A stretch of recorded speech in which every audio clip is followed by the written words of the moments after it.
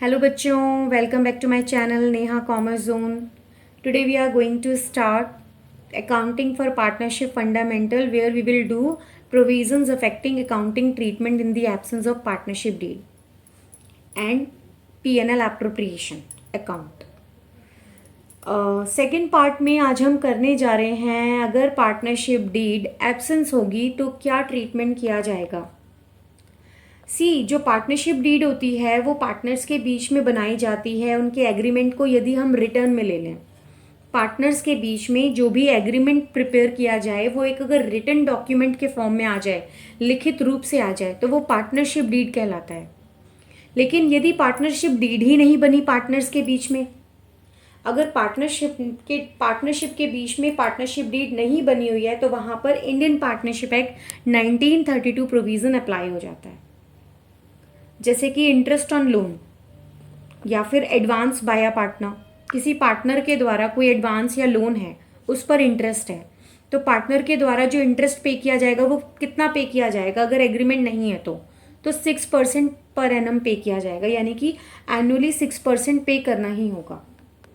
Second point है sharing of profit and losses. यदि profit और लॉस का कोई शेयर डिसाइड नहीं किया गया, किसी तरह का कोई भी, तो उस केस में इक्वली डिस्ट्रीब्यूट किया जाएगा। जो भी फर्म का प्रॉफिट या लॉस होगा पार्टनर्स में आपस में इक्वली डिस्ट्रीब्यूट किया जाएगा, यदि पार्टनरशिप डीड नहीं है तो। थर्ड पॉइंट है हमारा इंटरेस्ट ऑन कैपिटल। यदि इंटरेस्ट ऑन कैपिटल के बारे में कोई भी एग्रीमेंट में कुछ भी नहीं बताया गया है, कुछ भी डिसाइडेड नहीं है, तो उस केस में जो इंटरेस्ट ऑन कैपिटल होगा वो अलाउ नहीं किया जाएगा पार्टनर्स को। On the other hand, if I am talking about the interest on drawing, then interest on drawing is also not charged from the partners. Is it clear? यदि partnership deed में जो भी decided है आप उसके according चलेंगे, लेकिन अगर पार्टनरशिप डीड नहीं बनाई गई है, इस तरह की चीज़ें नहीं डिसाइडेड हैं, तो उस केस में आप ना तो इंटरेस्ट ऑन कैपिटल अलाउ करोगे पार्टनर को और ना ही इंटरेस्ट ऑन ड्राइंग पार्टनर्स से चार्ज करोगे।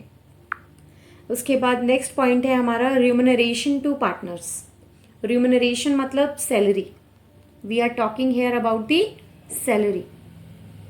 अगर सैलरी से रिलेटेड कोई भी इंफॉर्मेशन नहीं है, वहाँ पर कुछ भी सूचना नहीं दी गई है, कोई एग्रीमेंट नहीं हुआ है, तो स्टिल उस केस में भी जो रिम्यूनरेशन है वो पे नहीं किया जाएगा, ना ही अलाउ किया जाएगा किसी भी पार्टनर को। एंड नेक्स्ट पॉइंट है admission of a partner. Admission of a partner मतलब कि लेट्स सपोज कि अगेन अगर ए और बी और सी ये 3 पार्टनर हैं, अब डी एक नया पार्टनर है जो कि इनके फर्म में एंटर करेगा एडमिशन के लिए। लेकिन जब तक ए बी सी तीनों पार्टनर ना मान जाएं, तीनों पार्टनर एग्री ना हो, अगर यदि किसी एक ने भी मना कर दिया कि I am not agree to enter as a partner D into the firm, then new partner cannot be admitted unless all the partners are agreed to it. Okay बात समझ में आ रही है सभी को कि मैंने अभी आपको क्या समझाया? मैंने आपको समझाया कि जो पार्टनरशिप डीड होती है ना बेटा, वो पार्टनरशिप डीड रिटर्न में होनी चाहिए। जैसे ही पार्टनर्स के बीच में एग्रीमेंट बना, यदि वो ओरल है तो वो नहीं डीड होगी, जैसे ही वो रिटर्न फॉर्म में आई वो पार्टनरशिप डीड बन जाएगी। लेकिन अगर पार्टनरशिप डीड प्रिपेयर नहीं है, बनाई नहीं गई, वो एब्सेंट है, तो उस केस में इंडियन पार्टनरशिप एक्ट 1932 का प्रोविज़न अप्लाई हो जाएगा, जिसमें इंटरेस्ट ऑन लोन के बारे में यदि कुछ नहीं कहा गया तो 6% पर एनम लेंगे, राइट। प्रॉफिट एंड लॉस के बारे में बात की जाए, अगर कुछ नहीं कह रखा तो इक्वली। इंटरेस्ट ऑन कैपिटल के बारे में कुछ नहीं कहा तो अलाउ नहीं करेंगे पार्टनर्स को। इंटरेस्ट ऑन ड्राइंग चार्ज नहीं करेंगे। रिम्यूनरेशन है पार्टनर को नहीं देंगे। और अगर एडमिशन ऑफ पार्टनर की बात की जा रही है तो कोई भी नया पार्टनर एडमिट नहीं होगा जब तक कि सभी पार्टनर्स एग्रीड ना हो जाएं उस चीज़ के लिए। अब इसके बाद हम आगे पढ़ते हैं P&L एप्रोप्रिएशन अकाउंट। ये हमारा नया कॉन्सेप्ट है।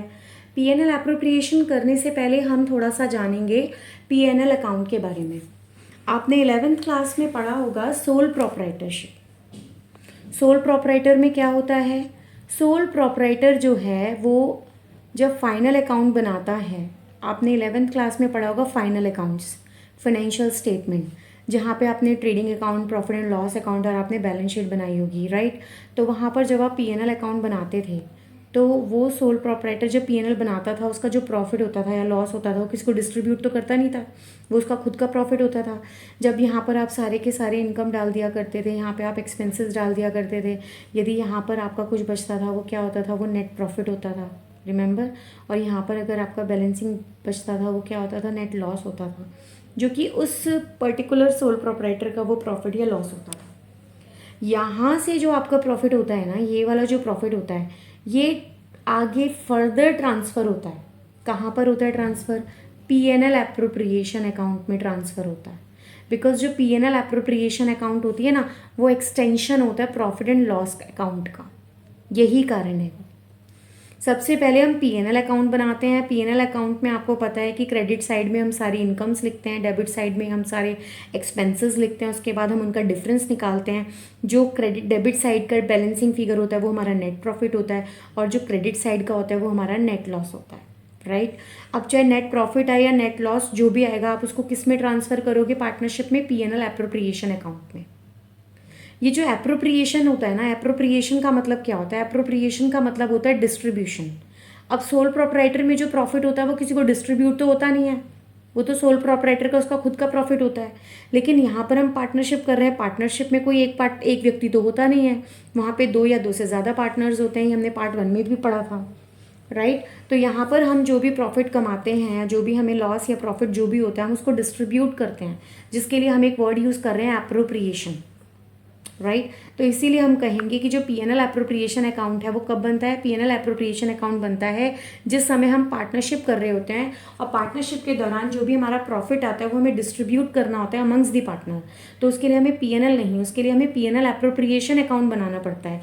इसीलिए वी आर सेइंग कि it is the extension of the profit and loss account, right. And PNL appropriation account show the appropriation of net profit और loss for the accounting period. और appropriation जो होता है net profit का या net loss का, वो show करता है पीएनएल एप्रोप्रिएशन अकाउंट एक अकाउंटिंग पीरियड के लिए। एक बार मैं आपके साथ इसका फॉर्मेट पूरा डिस्कस करती हूँ। हम जो पीएनएल एप्रोप्रिएशन अकाउंट बनाते हैं ना, वो फर्म के पॉइंट ऑफ व्यू से बनाते हैं। स्क्रीन को मैं आगे लेकर के जा रही हूँ, आप एक बार ध्यान से देखना। Here is the P&L appropriation account, right? Remember that P&L appropriation account कब बनता है? पार्टनरशिप में, जिस समय जो प्रॉफिट या लॉस होता है उसको पार्टनर्स में डिस्ट्रीब्यूट करना होता है, उस समय हम P&L appropriation account को बनाते हैं। P&L appropriation account जो है वो P&L account का एक्सटेंशन होता है। P&L account हम सोल प्रोप्राइटर के टाइम पे बनाते हैं, लेकिन वहाँ पर उसका प्रॉफिट कहीं डिस्ट्रीब्यूट नहीं होता, यहाँ पर डिस्ट्रीब्यूट होता है, इसीलिए हम यहाँ पर इसको एप्रोप्रिएशन के नाम से जानते हैं। एप्रोप्रिएशन का मतलब कि डिस्ट्रीब्यूशन, हम पार्टनर्स में उस प्रॉफिट या लॉस को डिस्ट्रीब्यूट कर रहे हैं। और जो भी हम पीएनएल एप्रोप्रिएशन अकाउंट बना रहे हैं ना यहाँ पर, वो पार्टनरशिप फर्म के पॉइंट ऑफ व्यू से बना रहे हैं। अब फर्म के पॉइंट ऑफ व्यू से फर्म के लिए जो जो खर्चा होगा उसको हम डेबिट करेंगे, राइट, और जो जो इनकम होगा हम उसको क्रेडिट करेंगे। ओके, ये हमारा फॉर्मेट है पीएनएल एप्रोप्रिएशन अकाउंट का। Left hand side debit side होगी and right hand side credit side होगी। अभी मैंने थोड़ी देर पहले स्क्रीन पर आपको पीएनएल अकाउंट बना के दिखाया था और आपको दिखाया था कि ये आपका नेट प्रॉफिट है, ये आपका नेट लॉस है। इस तरीके से ये हमारा पीएनएल अकाउंट होता था, और यहाँ पर जो नेट बैलेंसिंग फिगर आता था वो नेट प्रॉफिट आता था। ये वाला जो नेट प्रॉफिट होता है ना, वो यहाँ पर ट्रांसफ़र होता है guys by profit and loss account. ये कब होता है? जिस समय प्रॉफिट होता है। और लेट्स सपोज कि अगर किसी बीच हमें लॉस हो जाता है, नेट लॉस होता है, देन ये नेट लॉस जो होता है वो यहाँ पे ट्रांसफ़र होता है इन केस ऑफ लॉस। बात क्लियर हो रही है? इसीलिए we are saying again and again that PNL account is the extension, right. PNL account का एक्सटेंशन है पीएनएल एप्रोप्रिएशन अकाउंट। तो पीएनएल अकाउंट में जो नेट प्रॉफिट होता है वो इधर ट्रांसफ़र होता है, और जो नेट लॉस होता है वो इधर ट्रांसफ़र होता है। अब उसके बाद हमें देखना है कि फर्म के लिए कौन कौन से खर्चे हैं, क्या क्या डेबिट होगा। भाई फर्म के लिए इंटरेस्ट ऑन कैपिटल खर्चा है तो डेफिनेटली उसको आप डेबिट करोगे। अगर उसने पार्टनर को सैलरी दी तो फर्म के लिए खर्चा है, आप उसको डेबिट करोगे। कमीशन दिया वो डेबिट करोगे, रिजर्व किया वो डेबिट करोगे। इसी तरीके से यदि इंटरेस्ट ऑन ड्राइंग है वो फर्म के लिए इनकम होगी, इसलिए उसको आप क्रेडिट करोगे। बात समझ में आ रही है आपको? एंड उसके बाद जब आप इस पूरे अकाउंट को टैली करोगे तो आप डिफरेंस करोगे। यदि आपका डिफरेंस डेबिट साइड में आता है तो वो प्रॉफिट होता है जो आप ट्रांसफ़र करते हो पार्टनर्स में, ठीक है। और अगर ये वाला साइड शॉर्ट आता है, बैलेंसिंग फिगर आता है, तो यहाँ पर जो लॉस होता है वो भी आप ट्रांसफ़र करते हो पार्टनर्स में। हमें यहाँ पर P&L एप्रोप्रिएशन अकाउंट के साथ साथ एक और अकाउंटिंग सीखनी होती है, वो होता है पार्टनर्स कैपिटल अकाउंट। हमें क्या सीखना होता है? पार्टनर्स कैपिटल अकाउंट भी सीखना होता है, जहाँ पर हमें फिक्स्ड और फ्लक्चुएटिंग दोनों तरीके के जो चीज़ें हैं, मेथड जो है वो हमें वहाँ पे सीखने होंगे। सीखेंगे हम, वो अपनी हम नेक्स्ट वीडियो में सीखेंगे। यहाँ पर अभी हम जो सीख रहे हैं वो P&L एप्रोप्रिएशन अकाउंट सीख रहे हैं। P&L एप्रोप्रिएशन अकाउंट जो होता है वो बनता है पार्टनरशिप के पॉइंट ऑफ व्यू से, और यहाँ पर पार्टनरशिप फर्म के पॉइंट ऑफ व्यू से जितना भी फर्म के लिए खर्चा होगा वो डेबिट होगा, जितनी भी इनकम होगी वो क्रेडिट होगी। हम अब सब जान चुके हैं कि यहाँ पर P&L में क्या आया, प्रॉफिट आया, कहाँ से आया, वी ऑलरेडी नो दैट। यहाँ पे जो प्रॉफिट ऑन लॉस आया कहाँ से आया वो भी हमें पता है। अब इंटरेस्ट ऑन ड्राइंग फर्म के लिए इनकम है इसलिए हमने क्रेडिट कर दिया, इंटरेस्ट ऑन कैपिटल फर्म के लिए खर्चा है हमने डेबिट कर दिया, सैलरी, कमीशन, रिजर्व ये सब हमने डेबिट में कर दिया। जो बच गया प्रॉफिट वो यहाँ आ गया, लॉस बच गया वो यहाँ आ गया, एंड क्योंकि अप्रोप्रिएशन अकाउंट है तो वो पार्टनर्स में बढ़ जाएगा आपस में। हम एक प्रैक्टिकल एग्जाम्पल भी देख लेते हैं एक बार, तो आपको और अच्छे से क्लियर होगा कि P&L एप्रोप्रिएशन का फॉर्मेट तो हम समझ गए मैम, लेकिन इसका क्वेश्चन कैसे करेंगे तो वो एक बार देख लेते हैं बेटा स्क्रीन पर। चलिए हम एक बार ये एग्जाम्पल देखते हैं, मेरे साथ साथ पढ़िएगा आप। सोहेल एंड महम ये पार्टनर हैं फर्म में, प्रॉफिट शेयर कर रहे हैं 5:3। पार्टनरशिप एग्रीमेंट में डिसाइड हुआ, पार्टनरशिप एग्रीमेंट प्रोवाइड करती है सोहेल को सैलरी 1500 पर मंथ, महम को जो कमीशन दिया जा रहा था वो 12,000 रुपये पर ईयर दिया जा रहा था। इंटरेस्ट ऑन कैपिटल जो चार्ज किया गया था वो 4% था per annum. Interest on drawing जो था चार्ज वो 5% पर एनम।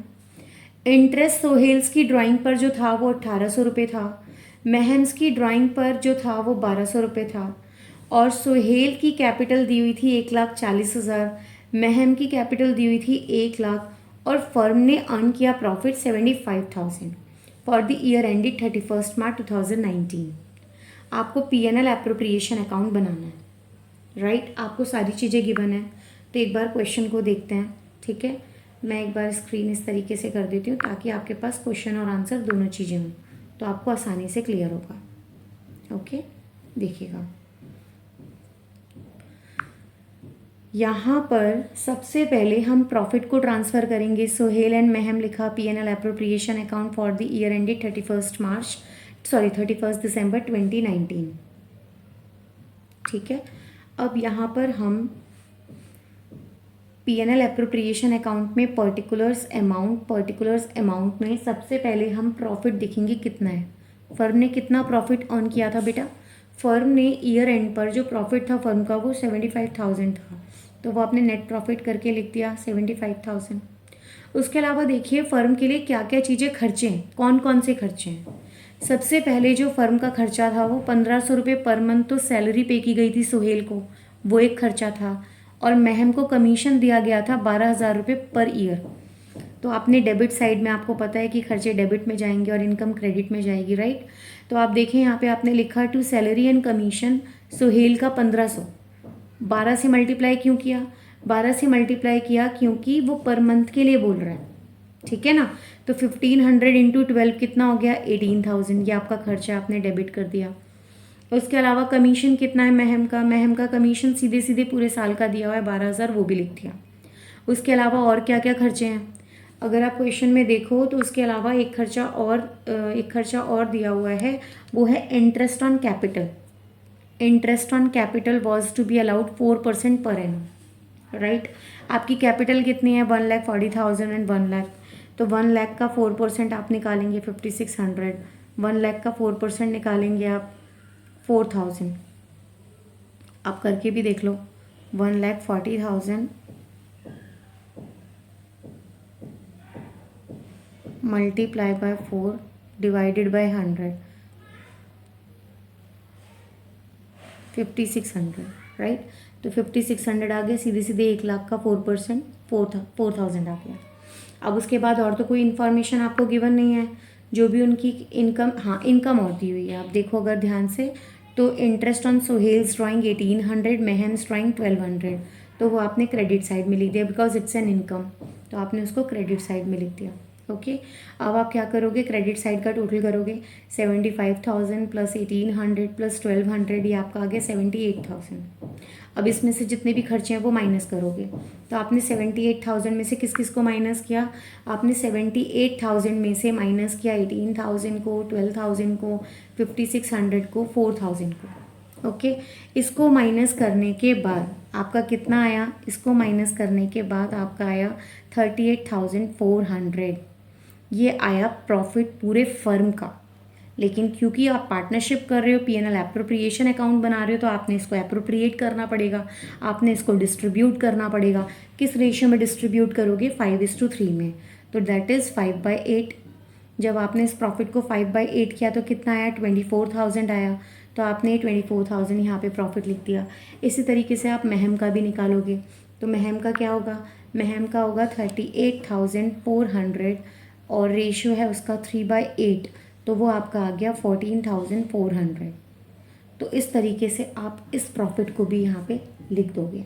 तो इस तरीके से हम पीएनएल एप्रोप्रिएशन अकाउंट को बनाते हैं।